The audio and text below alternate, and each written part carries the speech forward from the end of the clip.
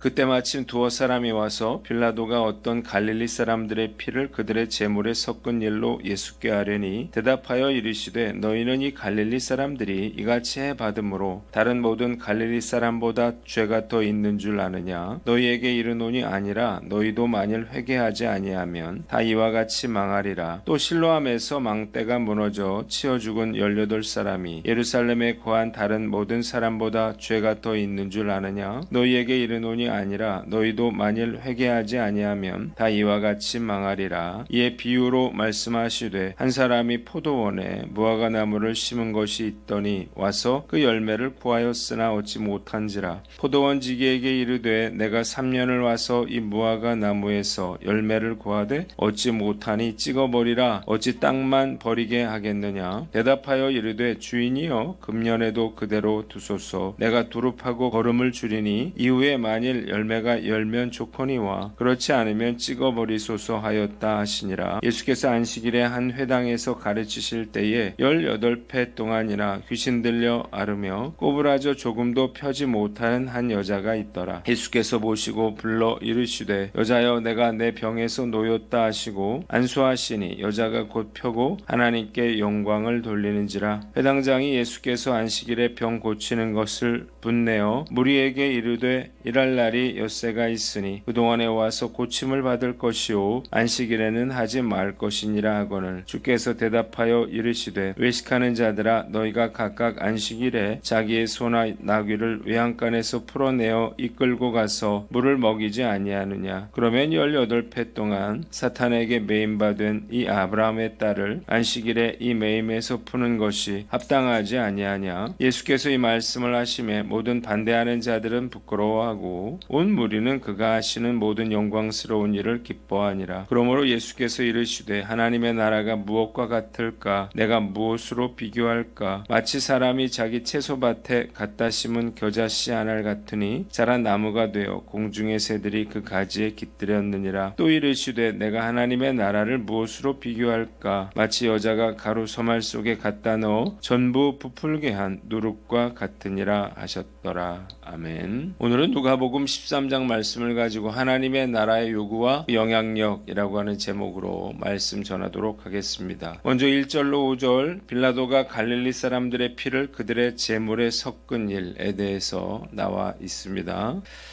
바로 그때 몇 사람이 와서 빌라도가 갈릴리 사람들을 학살해서 그 피가 그들의 희생 제물과 뒤섞이게 되었다는 사실을 예수께 알려드렸습니다. 이 사건은 예루살렘에 순례를 왔던 어떤 갈릴리 사람들이 성전에서 제물을 드리다가 빌라도의 명을 받은 로마인에 의해 살해된 사건이었습니다. 당시 유대에 대한 로마의 통치를 반대하는 민족주의적인 성향이 강한 열심당원들은 유대의 독립을 위해서 6월절과 같이 사람이 많이 모이는 때에 자주 반란을 일으켰는데 이를 저지하기 위한 로마군의 탄압으로 인해 이런 사건이 흔히 일어났습니다. 유대인들은 이 갈릴리 사람들이 죄가 많아서 죽은 것으로 간주했습니다. 그러나 예수님은 갈릴리 사람들이 이런 변을 당했다고 해서 다른 모든 갈릴리 사람보다 더 큰 죄인이라 생각하느냐 물으시고 그렇지 않으며 너희도 회개하지 않으면 모두 그렇게 망하게 될 것이라 말씀하고 계십니다. 예수님은 또 실로암에 있는 탑이 무너져서 18명이 죽은 사건에 대해서도 말씀하십니다. 기온에서 예루살렘으로 공급되는 물을 저장하는 저수지를 지키기 위해서 빌라도가 성전 자금을 이용해서 세워놓은 망대가 무너져서 18명이 죽은 거예요. 유대인들은 그들이 빌라도가 성전에서 빼앗은 돈으로 임금을 받았기 때문에 천벌을 받은 것이다 이렇게 생각했습니다. 그러나 예수님은 이 18명이 예루살렘에 사는 모든 사람보다 더 많이 죄를 지은 사람으로 생각하느냐? 물으시고 그렇지 않으며 너희도 회개하지 않으면 모두 그렇게 망할 것이라고 경고하셨습니다. 본문이 우리에게 주는 교훈이 있는데 섣불리 판단하거나 정죄하지 말아라는 것입니다. 유대인들은 모든 재난을 죄의 결과로 인한 형벌로 봤습니다. 그러나 예수님께서는 이런 유대인들의 그릇된 인과론적인 형벌관을 지적하시면서 누구든지 회개하지 않는다면 이와 같이 멸망할 것이다 말씀하고 계십니다. 우리가 다른 사람의 공경을 보고 보고 섣불리 판단하거나 정죄하지 말아야 할 이유가 있습니다. 첫째로 우리가 그들보다 낫다라고 자신할 수가 없기 때문이에요. 모든 사람은 다 죄인이죠. 죄의 경중이 있을 뿐 죄짓지 않는 사람은 단 한 사람도 없습니다. 때문에 공경에 처한 사람을 보고 판단하거나 정죄해서는 안 되는 거예요. 그들의 고통을 보면서 우리가 가져야 할 마음은 긍휼히 여기는 마음이고, 그리고 나 자신을 돌아보고 회개하는 마음을 가져야 하는 것입니다. 두 번째, 모든 일이 다 인과응보적으로 일어나는 것은 아니라는 거예요. 욥이 고통받은 것은 그의 죄 때문이 아니었어요. 하나님이 그의 의로움을 시험하신 것이었습니다. 다윗이 왕이 되기까지 사울 왕으로 인해서 고통받은 건 역시 그의 잘못이 아니라 그를 연단하기 위한 하나님의 섭리 가운데 일어난 일들이었습니다. 우리가 누군가 어려움을 당하고 고통당하는 것을 보고 섣불리 판단하거나 정죄해서는 안 되겠다는 것입니다. 오직 죄사함을 받은 자로서 고통당하는 사람을 긍휼히 여기고 나 자신을 돌아볼 줄 알아야 하는 거예요. 오늘 말씀 앞에서 나는 어떤가 생각해 봤습니다. 내가 미워하는 사람이 잘못됐을 때 저도 저 사람의 잘못 때문에 벌을 받는 것이라 생각했던 적이 있었던 것 같아요. 오늘 말씀 앞에서 나는 어떤가 스스로를 돌아보고 섣불리 판단하지 않고 오히려 우리의 죄성을 인식하고 슬퍼하며 하나님 앞에서 자백하는 회개의 삶을 통해 하나님께 나아가는 기회로 삼는 저와 여러분들 되시기를 바랍니다. 두 번째 6절로 9절 말씀, 열매 맺지 못하는 무화과 나무의 비유에 대해서 나와 있습니다. 예수님은 무화과 나무의 비유에 대해 말씀하고 계십니다. 어떤 사람이 포도원에 무화과 나무 한 그루를 심어놓고 그 나무에서 열매를 얻을까 해서 왔으나 열매를 얻지 못했습니다. 그러자 그는 포도원 지기에게 내가 3년이나 이 무화과 나무에서 열매를 얻지 못하였으니 찍어버려라. 무엇 때문에 땅만 버리게 하겠느냐 말했습니다. 그러자 포도원 지기가 올해만 기다려주시면 거름을 주겠다며 다음 철에도 열매를 맺지 못하면 찍어버리시라 말을 했습니다. 여기서 주인은 하나님을, 무화과 나무는 이스라엘을, 열매는 참된 회개를, 포도원 지기는 예수님을 의미합니다. 이 비유는 하나님께서 예수 그리스도의 중보에 의해 심판을 유보하시면서 당신의 백성들이 회개하고 돌아오기를 기다리고 계신다라고 하는 것을 의미하는 비유였습니다. 만일 그들이 계속해서 회개하지 않고 돌이키지 않는다면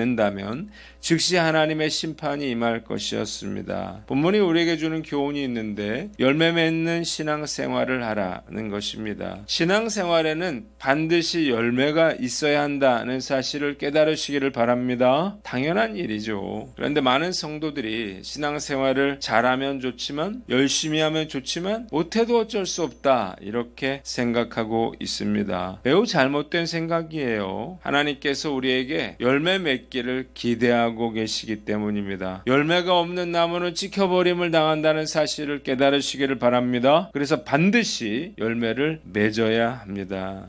그러면 우리는 어떤 열매를 맺어야 할까요? 바로 사랑의 열매를 맺고 전도의 열매를 맺고 섬김과 봉사의 열매를 맺어야 합니다. 말씀 앞에서 우리의 말과 행동 그리고 이웃을 향한 태도는 어떤가 돌아봐야 됩니다. 상황이 어렵다 변명해서는 안 될 거예요. 왜냐하면 열매 맺지 못하는 나무는 찍혀버릴 것이기 때문입니다. 때문에 우리가 깨달았다면 즉시 열매 맺는 신앙생활을 해야 하는 것입니다. 하나님께서는 1년을 유예해 주셨습니다. 즉시 돌이키지 않는다면 언제 하나님의 심판이 임할지 몰라요. 오늘 말씀 앞에서 과연 나는 얼마나 열매 맺는 신앙생활을 해왔는가 우리가 돌아보고 다시 마음을 다잡고 돌이켜 열매 맺는 신앙생활을 하는 저와 여러분들 되시기를 바랍니다. 세 번째는 10절로 17절 말씀인데 안식일에 등이 굽은 여자를 고치신 사건이 나와 있습니다.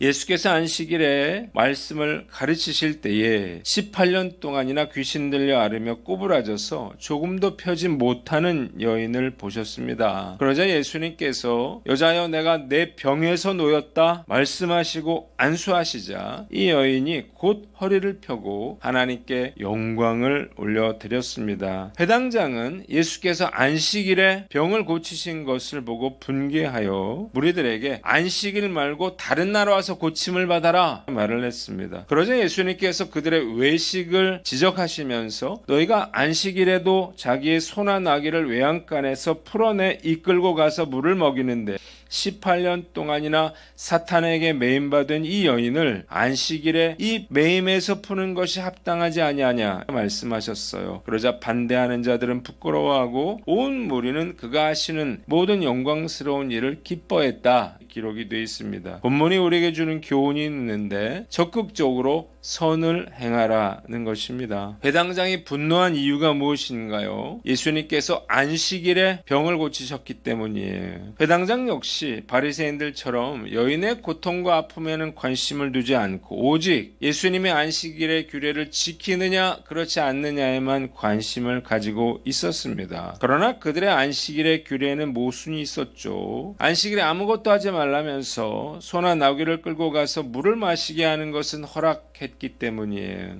예수님은 그들의 외식을 책망하시면서 비록 안식일이라도 18년 동안 귀신 들려 고통받은 여인을 고쳐주는 것이 합당하다 말씀하고 계시는 것입니다. 율법은 사람을 살리는 것이지 사람을 죽이는 것이 되어서는 안 된다는 사실을 깨달으시기를 바랍니다. 형식도 중요하지만 형식보다 더 중요한 것은 본질이죠. 바리새인들 서기관들은 안식일을 지키려다 안식일의 주인 되신 예수님을 잡아 죽이려고 했습니다. 형식에 갇혀서 본질을 잃어버리는 그런 우를 저질러서는 안 된다는 거예요. 가장 중요한 것은 사랑을 실천하는 것입니다. 만일 회당장의 마음속에 율법의 근본 정신인 사랑이 있었다면 18년 동안 고통받는 여인을 고쳐주신 예수님의 행동에 격분하지 않았을 거예요. 안식일에 안식한다고 하는 것은 아무 일도 안 하고 쉬는 것을 의미하지 않습니다.